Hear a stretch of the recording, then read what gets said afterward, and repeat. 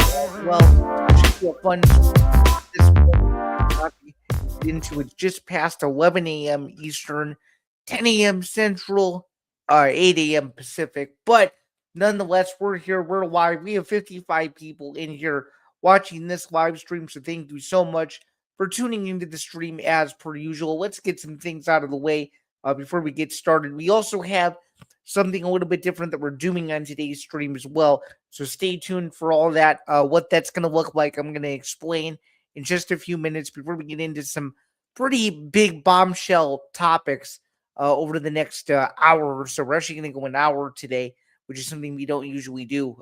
We usually go about, 45 minutes to an hour. We usually go about 30 minutes or so on these, but today we're doing something a little different. I may implement this every so often. I don't exactly know.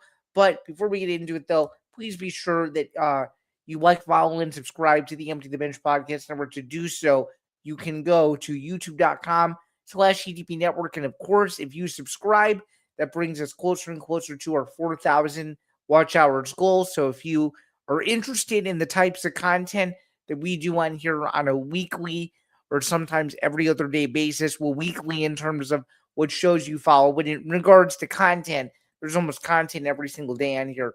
So if you want new stuff, youtube.com/EDP Network. Once we get to 4,000 watch hours, we'll come up with some ideas and we'll do some pretty cool things. Not sure what those will be just yet, but figured I would plug that as well.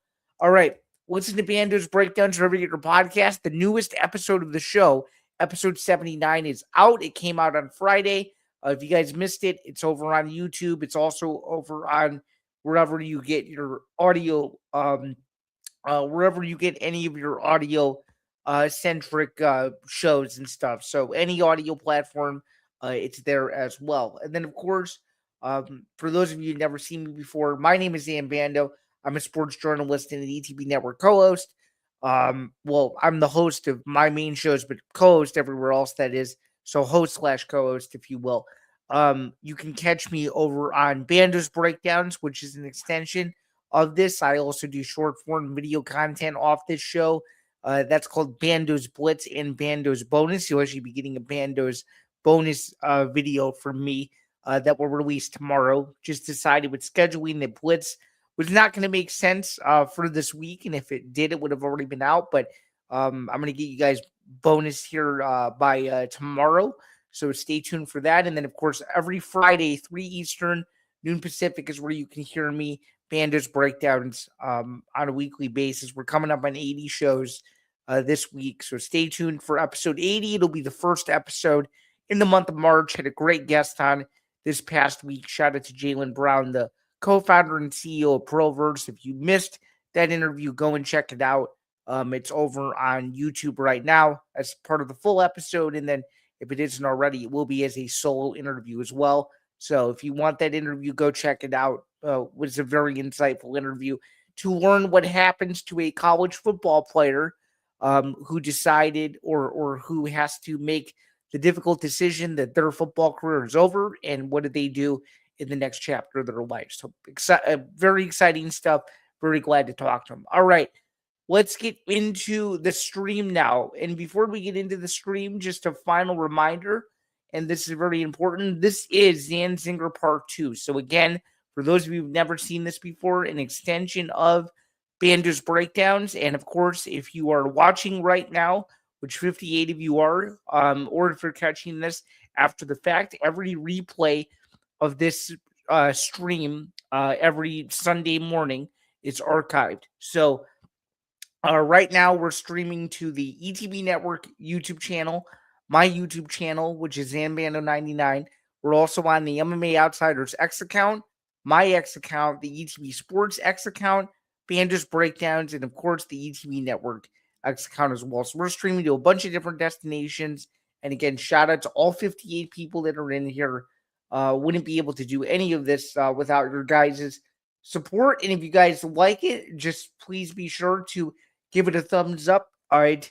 Tells me that you guys are greatly appreciating the types of content I do and different things like that. So with all this out of the way, just wanted to do some housekeeping items. Let's get into the stream itself now. The big bombshell story that I didn't think I'd be talking about.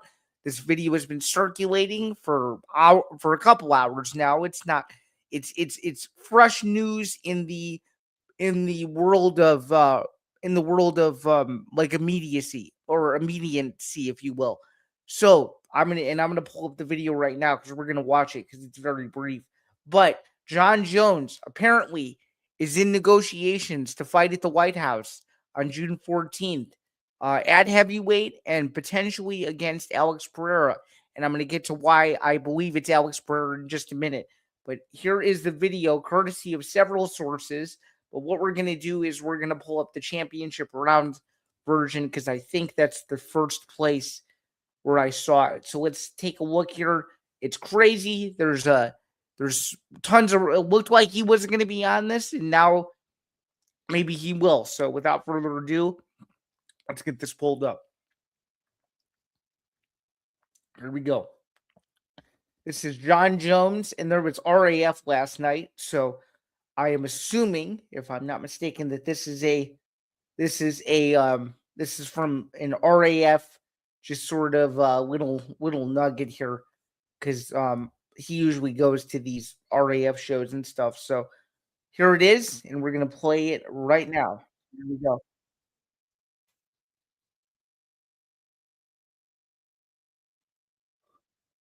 No, it's not RAF. It's a speaking engagement. My bad, guys.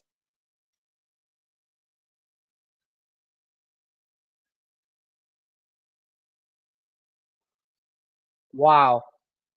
All right. So that's big news. That's huge news right there because there's been some rumblings that this Ilya Taporia Justin Gaethje fight is potentially not happening at the White House. So that's huge news. That's news we're talking about. So here's what I can think about this. So let's backtrack here. So we already know this, but Carlos Alberg is going to be fighting Yuri Prohaska for the UFC light heavyweight championship, which means that Alex Pereira has vacated his light heavyweight title. Okay, so he's now a former two-time UFC light heavyweight champion. He vacated his belt after knocking out Ankalaev last October.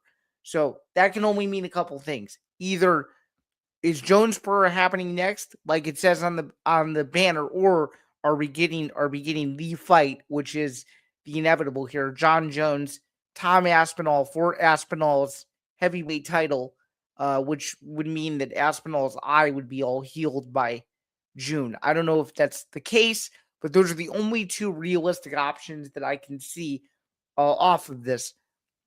Getting Jones to fight at the White House card is huge because on Friday, I think it was, there were reports that came out that McGregor would not be fighting on the White House card, and instead they would be targeting him for what would be International Fight Week in Las Vegas, apparently, which would be July 11th, according to Ariel Helwani.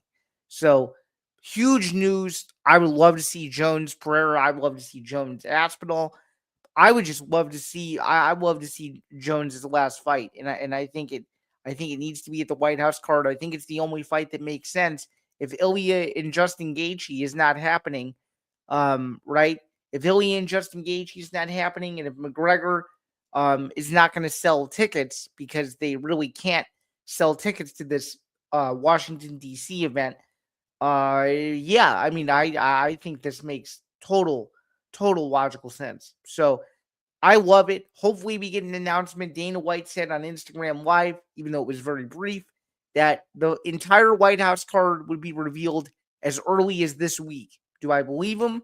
I'm not so sure, but given that it's the week before the main conference tournaments in college basketball, and there needs to be a huge, swift motion, if you will, in the sports news cycle in this dead period before the NFL draft and the NBA and NHL playoffs.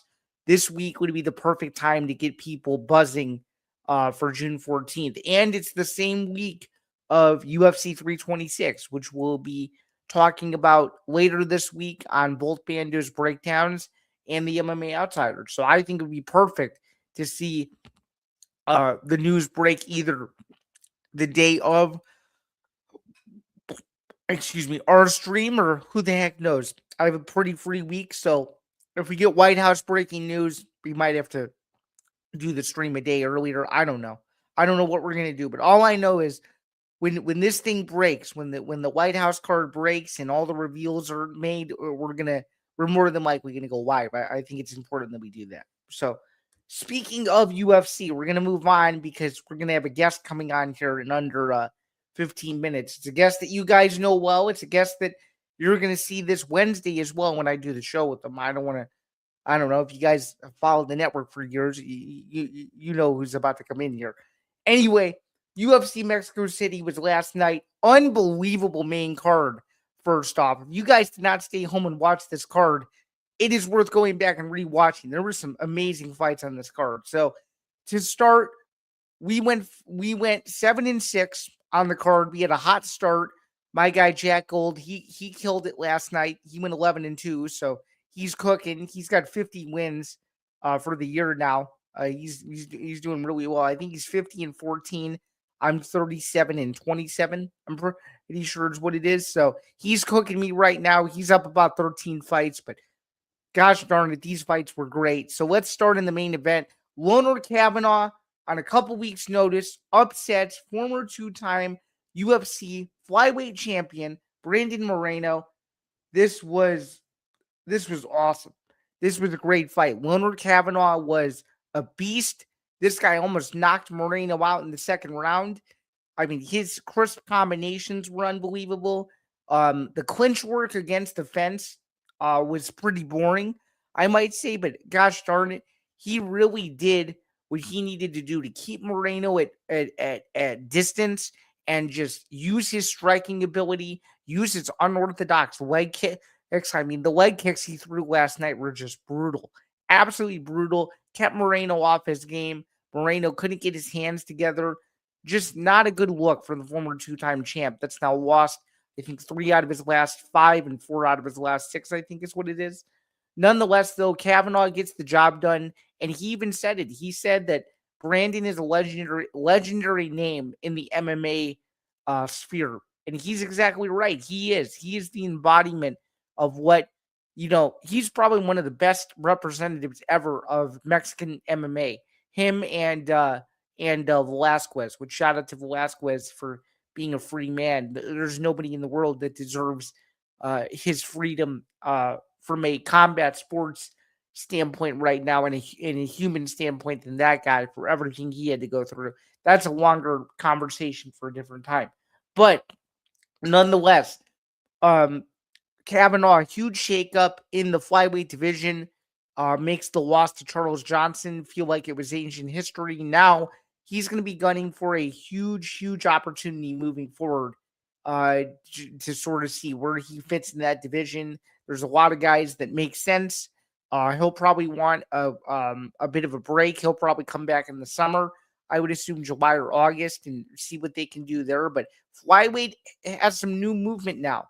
With Joshua Van being the new champion, he's fighting Tatsuro Taira in the co-main event in a month and 11 days down in Miami at the Kasei Center.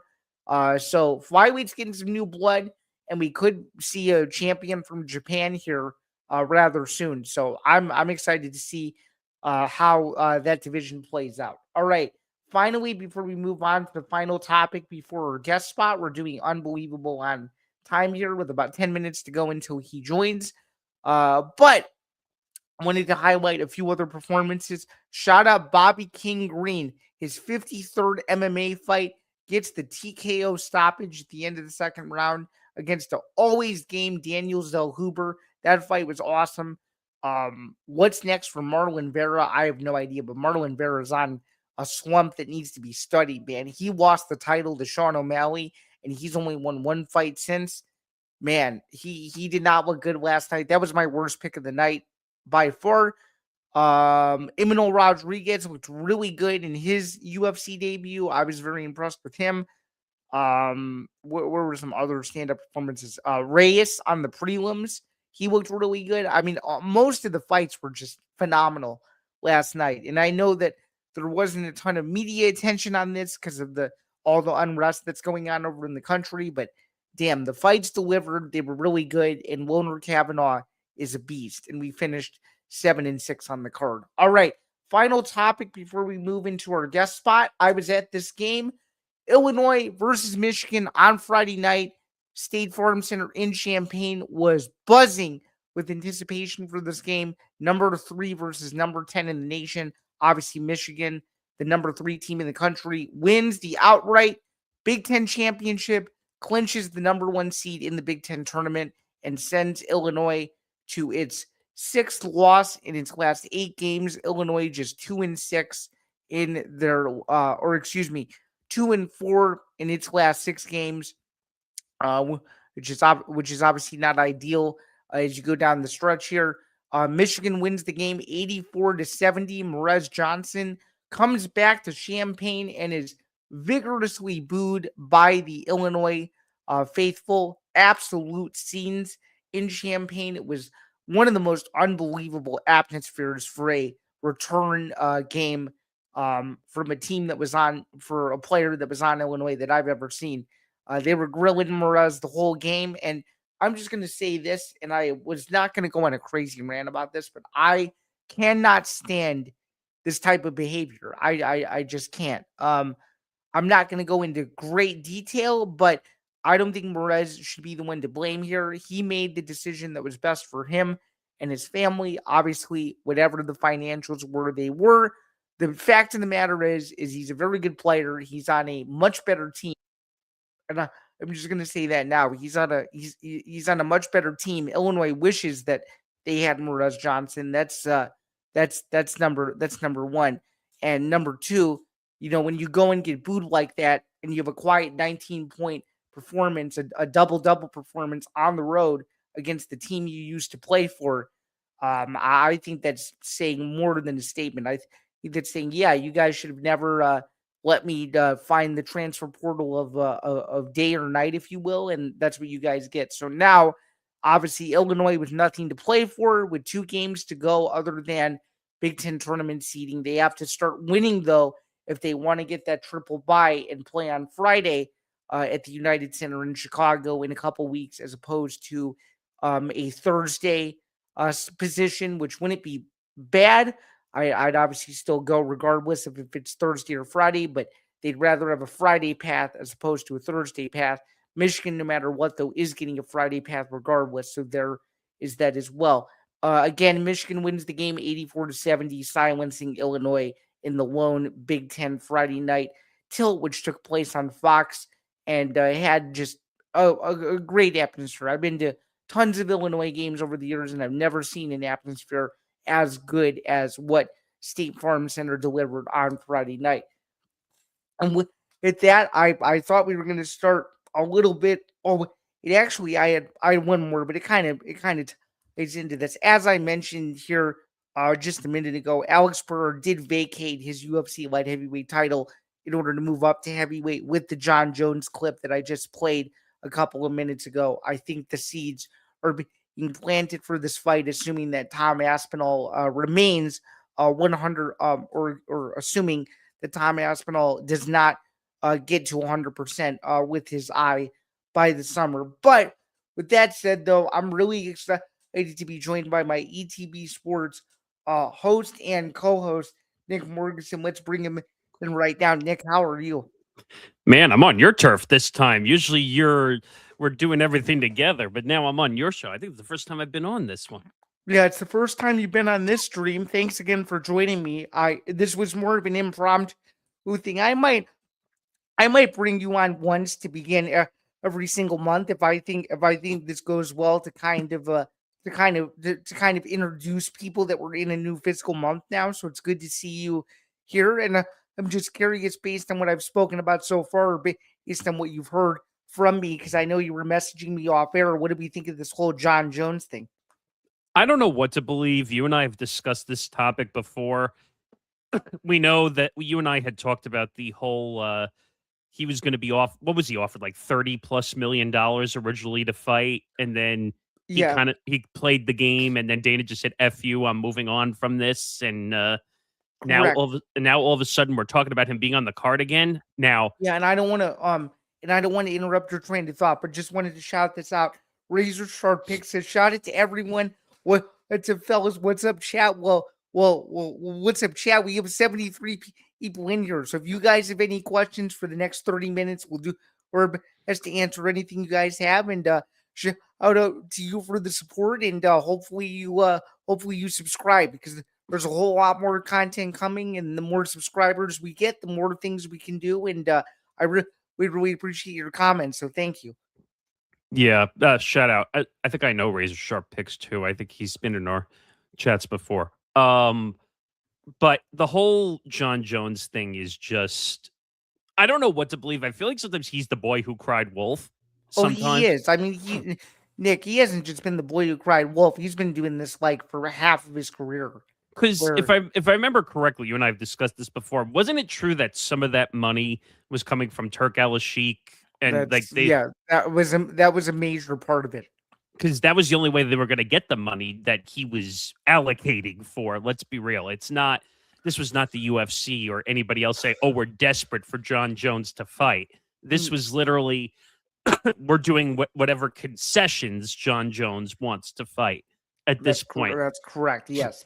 But at the same time, the reports, and you can confirm it because I've been looking at a lot of stuff, it sounds like Conor might not fight on this card after all. No, he's not going to, because they can't sell tickets. So he doesn't want to fight on a card that doesn't have a gate.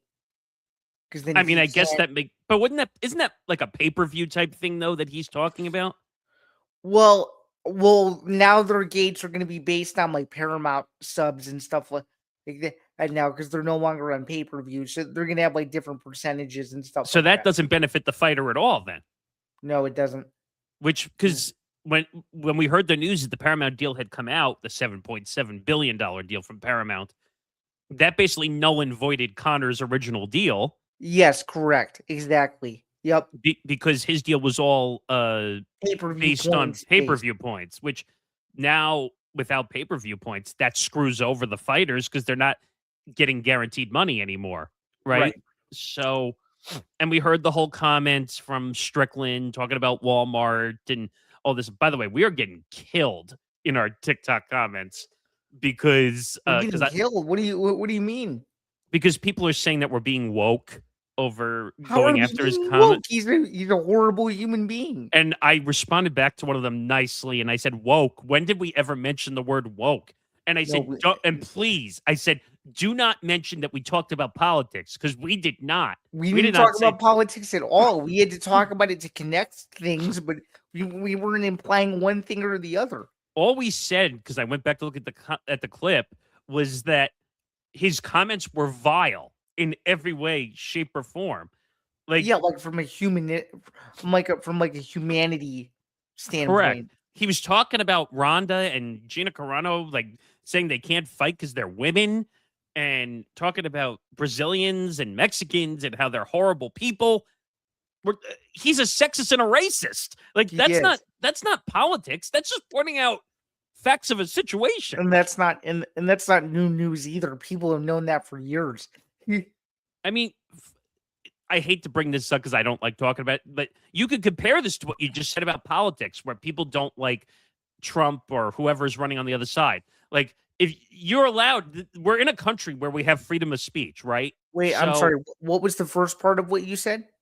I was saying that I don't like bringing this up, but it has to do with like comparing it to politics in a sense where you Oh, could does it like, have to go back to? Does it also kind of go back to my video where I wasn't saying anything but facts and people went crazy? well, because you mentioned Trump being part of a topic, but it wasn't politically related. Right. That that's kind of like a buzzword. So like when you mention the word Trump, even if you're not talking sports, but it has to do with the topic, people automatically assume that you're talking politics, which you're not, or no one is. And that's a big problem we have, and people don't realize that sometimes his name just floats around because of the White House card that's going on currently. Because Right. well, they're moving the date, which by the way is complete farce. That date is not being moved. That was a complete lie. Whoever made that rumor It up. was the Sports Business Journal who messed that up, which is even worse And because they first of usually all, actually no, it was Puck News. I always get them oh, combined. John Allrand's site. Yeah. Mhm. I like John, by the way. Usually he doesn't get that stuff wrong. Well, it Unless wasn't he him. It wasn't him. It was a different writer. But I get what you mean. but if the date was moved, Dana would have told you if it was moved. Because Right. it would come. He's not afraid to go live and tell you if something has changed or a fighter is out No, or and if people were rational and smart, they would know that the UFC hasn't done a Friday card in over a decade. So people should kind of assume that they usually don't go off the beaten path unless they have to. I mean, I was gonna say unless COVID rules were in effect like years ago, then it wouldn't change. no, they didn't do. They did what they did during COVID was Wednesday, Saturday when it was That's what when it I was mean. Unless there was a COVID circumstance like 3, 4, 5 years ago, it wouldn't have mattered now. right But exactly.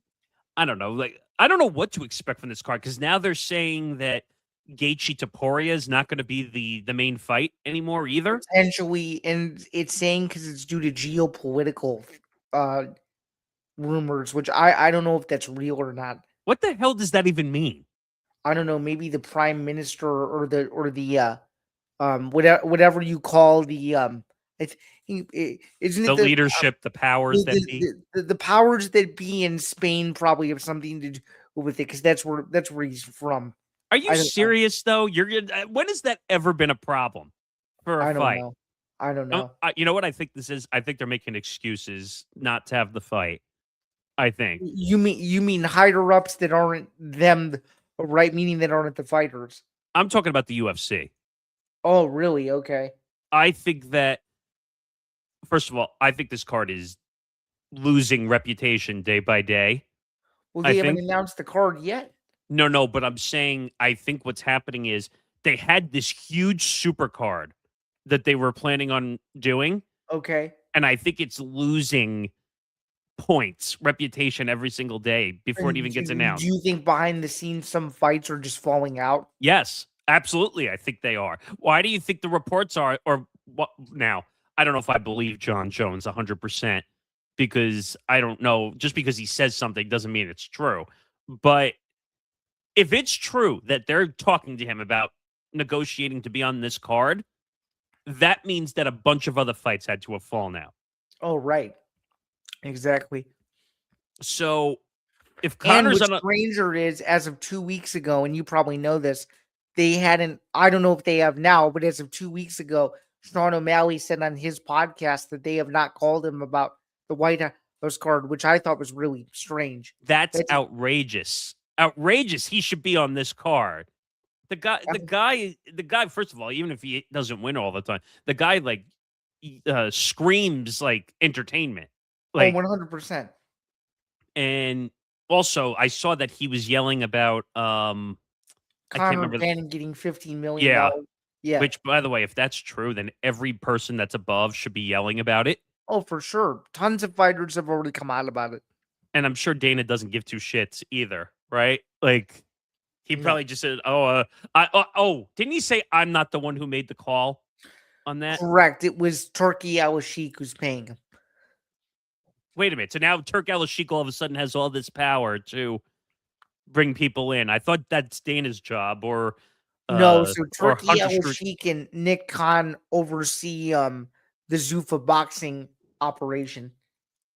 Right, but even though it's not directly a UFC thing, it is connected to the UFC. Oh, right, 100%, 100%. So that's why fighters are upset. Dana's like, well, I don't understand why people are upset. Come on, man, you don't know why fighters are upset? Yeah. It's a pay issue. Nobody's making $15 million over at the UFC, right? No. As far as I know, no. At least, as far as I know, no. The last No, one to make that type of money was probably Conor. Right, exactly. And what's the main draw on this card? If Conor's not on it and Topuria Gaethje's not on it, then John Jones has to be on the card. You realize that's going to be a massive letdown to what they've been trying to promote this whole time, 100%. Right? And could you imagine if the fight gets canceled? Which fight? Could you imagine, like, if Jones does this thing where he just doesn't show up? I'm telling you right now, all the attention, the positive attention they got over the past, what would you say, 7-8 months? Yeah. Is going to be gone because Conor's not on it and Topuria Gaethje is probably not going to be on it. Those were three big guys that were supposed to fight on this card. Mm-hmm. And now it looks like they're not going to be on it. And Dana keeps hiding and hiding over not releasing the card. I know what you're saying because you're saying like the card was not finished yet. I think he's panicking behind the scenes trying to salvage the card at this point. Interesting. Very interesting. Well, every single little nook and cranny about it that I've tried to follow has gotten weirder and weirder. That's for sure. Well, what's your main card of this? But you're saying Jones is probably that would be a massive letdown if he was the main card. You think so? I do, because we were supposed to have Conor. We were supposed to have Topuria Gaethje. Like, yeah, and now you might not even have a title. Well, they were talking about having 6 or 7 title fights. Now you may only have one. Now what are we talking about? Are we talking about Jones Pereira? Is that what we're talking about here? Well, that's if they strip Aspinall, but if they don't, then the only title fight you'll probably have is Kayla Harrison versus Amanda Nunes. And no offense, those two are great fighters. I'm not taking anything away from them. Oh, I know. But that would be a disappointment if that was the only title fight on. For sure. On a White House card that was supposed to, what did you say, have 6 title fights on it? Yeah, that was the number that was being floated around. Yeah. And I don't know if this is true either, but apparently they were going to lose a lot of money, like to put this production on. Correct. Allegedly they're paying for it themselves. So not only are they not going to get the ratings they want, but they're going to lose millions of dollars on top of it. Yeah. And I even read, I think, which, by the way, goes back to what Jack told me on the last episode of our show. He said, Zan, watch. It's going to be a carbon copy of the Sphere where you're going to watch it, and afterwards you're going to be super disappointed. I'm like, okay. But that's what I'm saying. Like, the UFC has a tendency sometimes, and again, I don't know it as well as you guys do, but the UFC has a tendency to go, oh my God, look at this huge card we're going to have. They do. And then by the time you get to the fight night or the numbered card night, depending on what week it is, right? And you say, "Oh, what a disappointment! You did all this build up." Dana goes on his Instagram live, which, by the way, like they're getting more and more boring by the stream. Oh, I mean that's a case in point. But what I was going to say is that he goes on and he promotes that he's going to do this massive Instagram live, and then he gives you nothing whatsoever. Right. And you're like, oh, dude, stop it. Like, you know how they say, like, on videos when you put them out on YouTube, like, you're clickbaiting because of a title from time to time because you're trying to gain views? Dana is doing a live version of clickbaiting every time he goes live. That's very, very well said. So to kind of put a bow on this before we move on to some WNBA, do you have any, I guess, do Do you have any final words on what the heck is going to happen? Do you think like what are we thinking? What do we think? I have no idea what to believe. If what he says is true, because again, I have no idea if he's lying or just doing it for attention. Nick, do you think the winner of next week's Oliveira Holloway fight is going to fight on the White House card? That's a good question. Are they gonna have enough time? Is the question. I think Holloway will because he likes to fight pretty often. Oliveira, I'm not so sure. Well, wait a minute. How many months do you have to clear though at minimum after a fight? You could be on like a 2-month medical suspension. Sometimes it's 3. It depends on how the fight goes. I'd love to see Holloway on the card if that was possible. Because Okay. I think Max is a great fighter. Oh, 100%. That would give, even though it's a fake title, that would give the UFC another title fight if they needed it. Yeah, that's They true. they could do a BMF title fight. Oliveira, I mean, he's a great fighter. Is he gonna make the card? Is he gonna juice the card up? No, he's It not. depends on who he's fighting, though. If I he's mean, fighting somebody that no one really knows, then no. But if he's fighting a big name, then of course. Yeah. I just find it funny, like a little bit, like to a segue ish of this, but like you're seeing these dumb fights now coming up on the side, where you're seeing Mayweather Pacquiao come up again now on Netflix, or what was the other one they announced? Also, I can't remember off the top of my head, but does anyone really want to see Mayweather Pacquiao again? The guys are in their late 40s. No. And This I is understand. a cash grab for Netflix. That's what I think. Well, and the two of them. Right. How much? I mean, I don't know if it was announced, but No. they gotta be what, making 10 to 20 million each. They have to be, but it's not public yet, so I can't say. But I'm gonna assume they're making a boatload. MVP's gonna make a boatload. Well, no, MVP's not doing it. I Nick. mean, I'm sorry. This is a Netflix. this is I meant Netflix. this is a Netflix. Netflix / I don't know if Ring Magazine's doing it or who the promoter is, but I think I heard Ring Magazine. it's certainly Actually, not a MVP fight. you're right. I'm talking about the other one with Ronda Carano. Like these fights, there's no like athletic value to them, if that makes any sense. Right. It's Like, all name plaster value, basically. and that's the unfortunate part of sports today in some regards, where they're doing things for names for people who haven't fought in 10 years or more. And they're also trying to cater to the new fan that's kind of not lazy, but you get what I mean. But They'll go on Netflix and they'll start scrolling and they'll be like, "Oh, Floyd Mayweather, I've heard of him before. Manny Pacquiao, I've heard of him before. Wait a minute, I can watch this with my Netflix subscription? Sure." yeah, but here's the problem, mostly for the combat world. And again, I'm not an expert. You are, Jack is, Tom is. You guys know this way better than me. But there's not enough parity in combat sports. There used to be. In the last several years, there hasn't been, though. Because again, I know Floyd, you know Pacquiao, I know Pacquiao. I remember when the first fight happened, how big it was. But one is 47 and one is 48. Okay? And It's one like, hasn't fought a professional boxing match in almost 10 years, and the other came out of retirement and fought to a draw less than a year ago. you want to talk about stupidity? Pacquiao was doing politics I over the know. last 5-6 years. 5-6 years, yeah. So the guy wasn't even fighting. Now I heard Pacquiao was doing some sparring stuff in the last couple of years. He actually looked all right while he was doing it. Mayweather doesn't need this at all. The No. guy is worth hundreds of millions of dollars. No, he could. This may sound funny, but he could go in there, Nick, and literally tap dance for 24 minutes, and he'd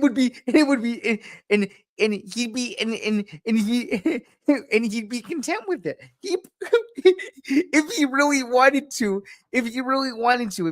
go in there and make the whole world pissed off at him, he goes in there and doesn't throw a single punch, and he walks out of there totally unscathed.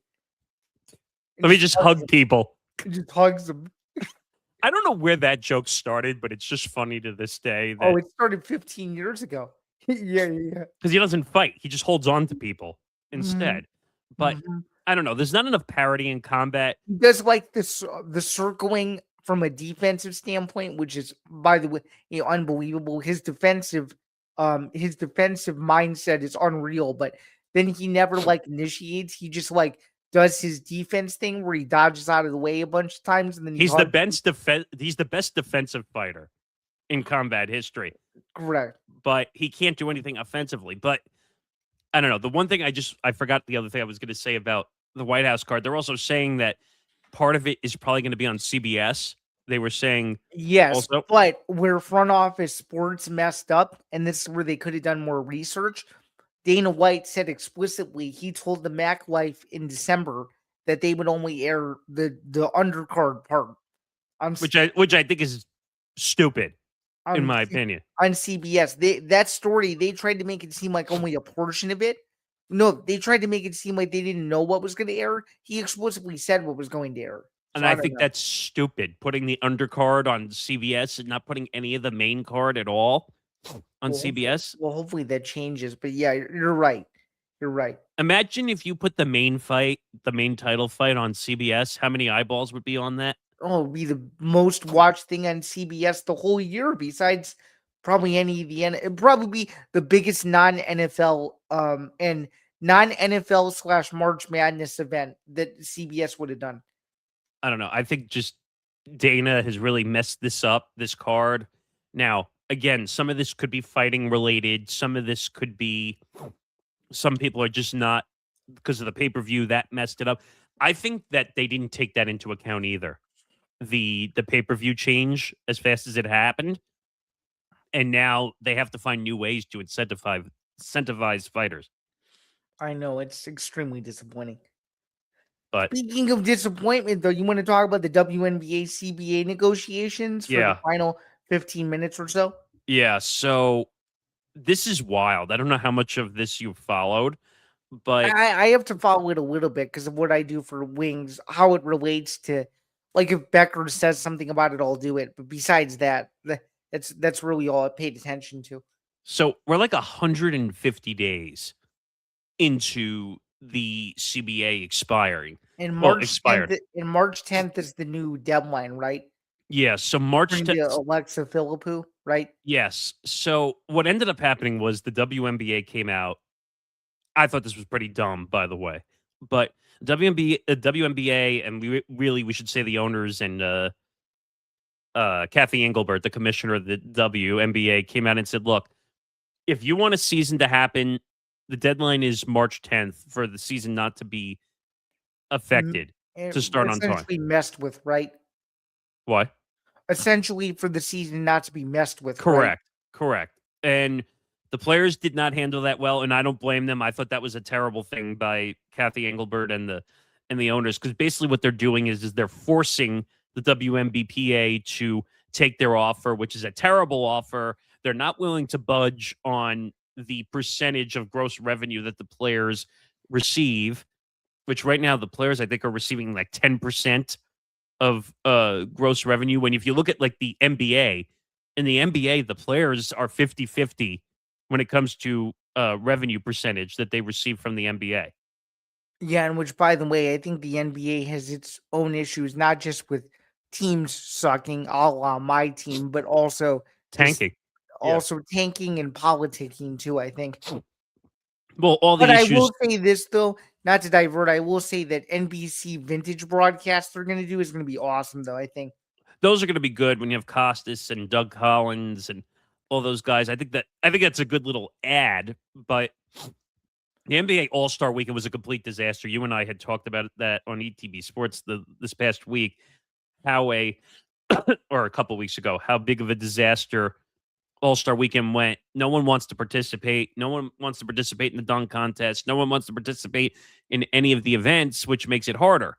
But from a W perspective, these players are the ones making the revenue for the league, not the owners. The owners don't make any revenue for the league. They pay the bills, they pay the players, and that's their job. but they're trying to claim that they're the ones that are more valuable than the players, and that's why they don't want to give them a higher revenue percentage, which is a joke. Interesting. As someone who doesn't follow the WNBA as closely as maybe you or Callan do, I did not know that particular part of it regarding the owner's role. So that's very interesting. But if you're not going to if you're not going to hedge on these numbers, where the owners are saying, well, we're not willing to give more than 15% of total revenue, the players are going to end up eventually saying we're going on strike, because there was many negotiations. There was almost a lockout quite a few times. Then the dates for it to quite a few times they expired on the dates for a lockout, and they finally just said, look, no more dates. We can't do this anymore. We either have to keep going, or the players are going to go on strike. And I think eventually what's going to happen is that the WNBPA is going to go on strike, because right now the owners are just not hedging at all. And they keep saying, and the WNBPA keeps saying, look, we're trying to meet halfway, and the Right. ownership and Kathy Engelbert are not. They're just not willing to hedge. And other reports that come out saying oh, well, our deal that the owners that Kathy and Engelbert are offering is oh, well, our deal is great. You're going to make a ton of money, blah, blah, blah, blah. And it's not.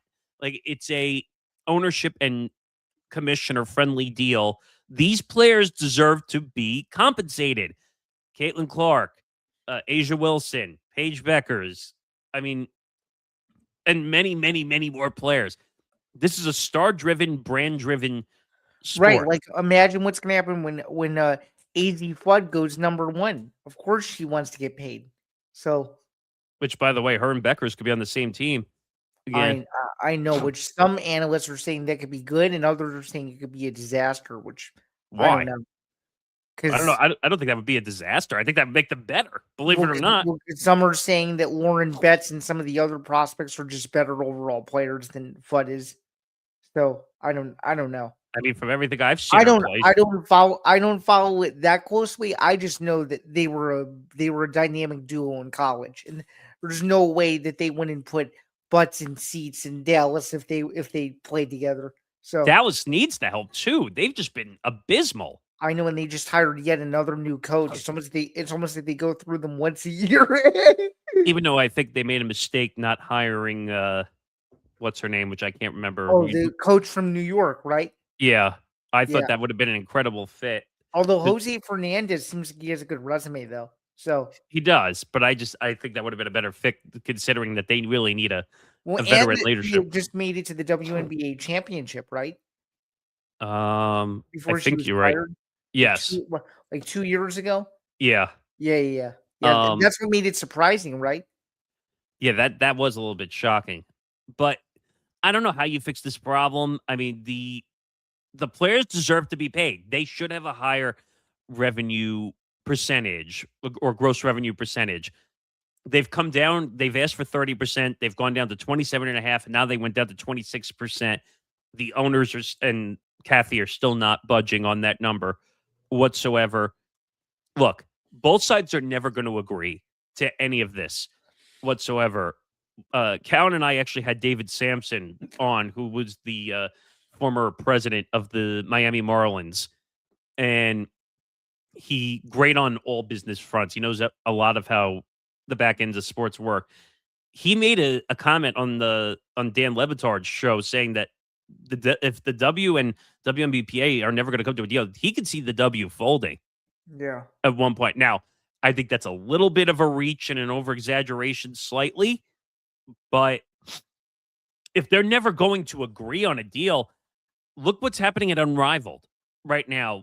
Now, the numbers are down slightly in the TV numbers, but that usually happens after year one, because when you see something in year one, it's the fun exploratory stage. You want to check something out. And then in the second year, you have to find a way to build that number up. But in Unrivaled, the players are being paid in ownership percentage and in money, more money. Like, if you're not going to compensate these players fairly, what's going to keep them in the W? Probably nothing. So let's put it this way. I don't think the season's going to start on time. at all. They can't even agree to be in the same place when it comes to anything. They're neither side. And actually, I would say that the PA has been a little more giving than the owners and Kathy have. And I don't know, like how would you fix this problem? Kevin and I have been back and forth on this many times. How would you fix this problem? You got to find a happy medium, and you got to come to it quickly. It's Okay. simple as that. The players have already spoken up, so now the ball is in their court, meaning the powers that be, to fix it. The players have already spoken about what they want, how they want fair equity and all this stuff, and how they just feel like they want to be treated like professional athletes. Is essentially the case, right? Yeah, so listen to this ESPN report. But the two sides are still far apart on the issue of revenue sharing, including proposing different revenue sharing systems.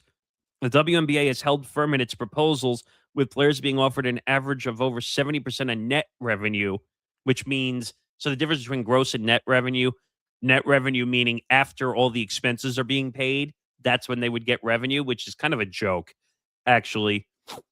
And which would amount to less than 15% of gross revenue, which is way under the amount that they should be getting.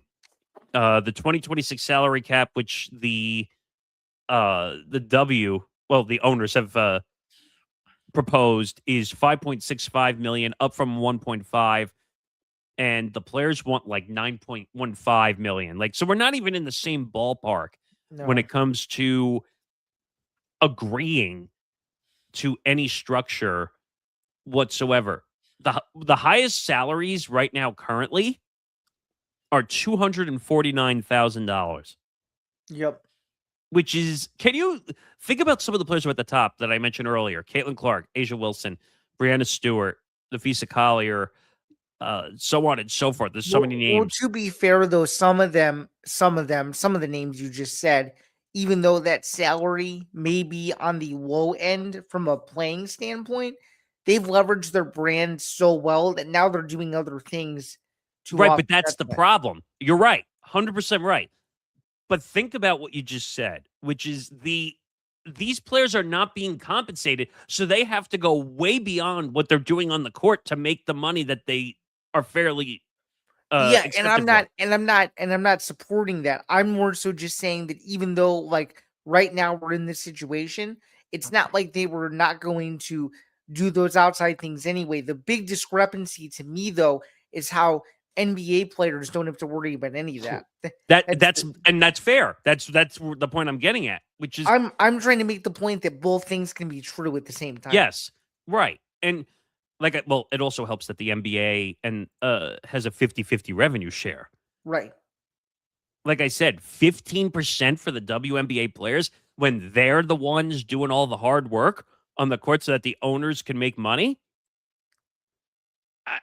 I don't. It's a problem, and I don't know how you fix it until the owners and Kathy come to the table. Kathy Engelberg keeps coming out and saying that we're going to lose millions of dollars if we raise the WNBA players' gross revenue to 30%. Oh, really, Kathy? Because I don't know if you saw the news the other day. They triggered revenue sharing the other day. I did see that.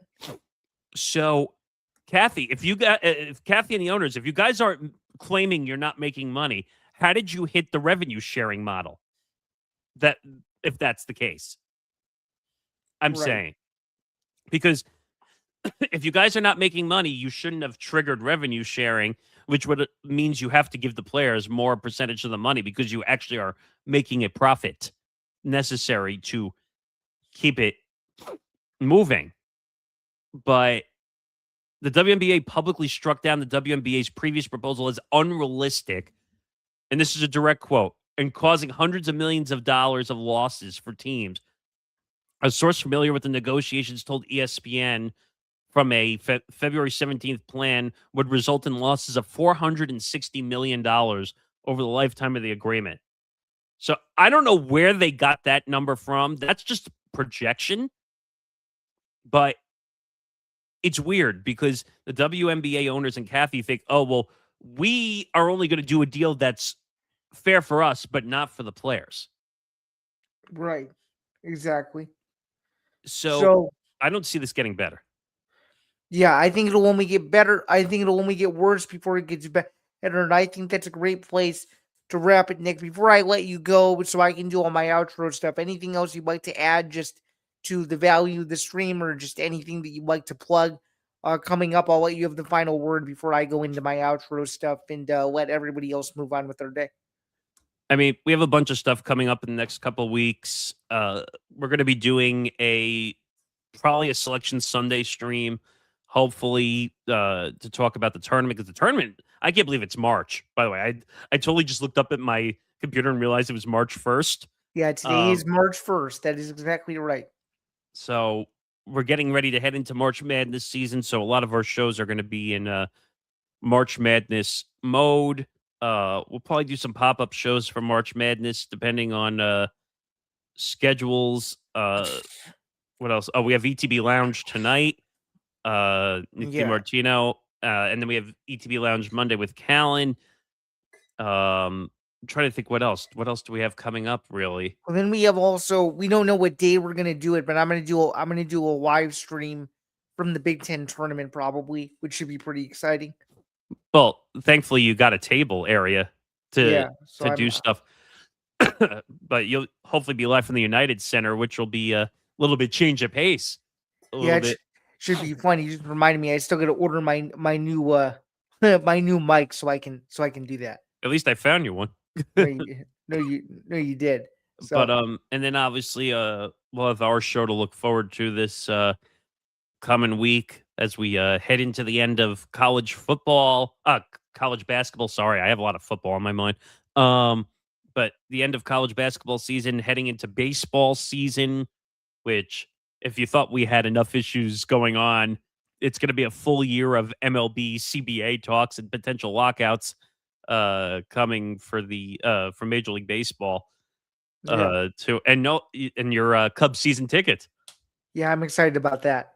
I'm excited about that for sure. But always fun to go to Wrigley, and it should be a good year. So yeah, it should be fun. It's going to be a good year, and enjoy it. Let's put it this way: enjoy baseball season if you're a baseball fan this year, because we're probably not going to have baseball for a year, which is just so unfortunate. Because I think you know where I'm going with this. Because I was really looking forward to trying to go to the All-Star game in Chicago, and now it doesn't seem like it's happening. So when is it? When is it? It's this coming season? It's supposed to be next year during the next lockout. year. Yeah. Ouch. Yep. So yeah. So I guess we'll see what happens. For sure. Well, thanks again for coming on. I greatly appreciate it. And yeah, guys, in just a few minutes, we're gonna wrap up the stream. I gotta go over and tie some loose ends. Nick, thanks again for coming on, and I will see you for ETB Sports, which will air in a couple of days from now. So looking forward to that. All right, man. I'll see you around. Sounds good. All right. So that was Nick Morgeson, my co-host for ETB Sports. Just a few quick reminders before we get out of here.